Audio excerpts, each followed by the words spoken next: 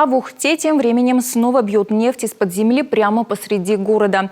Это уже третий случай за последние 2 года. Вязкая жидкость выходила на поверхность в конце апреля этого года и в мае прошлого. Тогда на месте после земляных работ был найден оголовок старой скважины Ухтинской геологоразведочной экспедиции. Жители дома номер 20 по улице Куратова к нефтяному фонтану относятся в целом спокойно, но некоторые опасения есть. Более того, некоторые рассказывают и о других местах выхода нефти в окрестностях.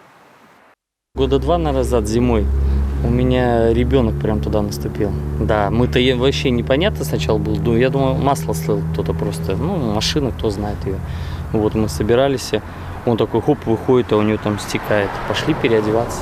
Ну, я не знаю, насчет опасности, может быть, оно и не опасно, оно в глаза бросается.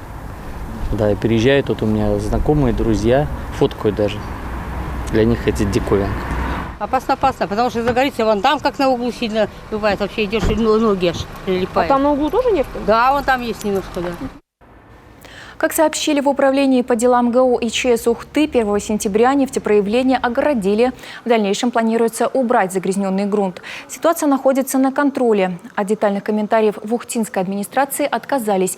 Министерство природных ресурсов также воздерживается от комментариев по данной ситуации.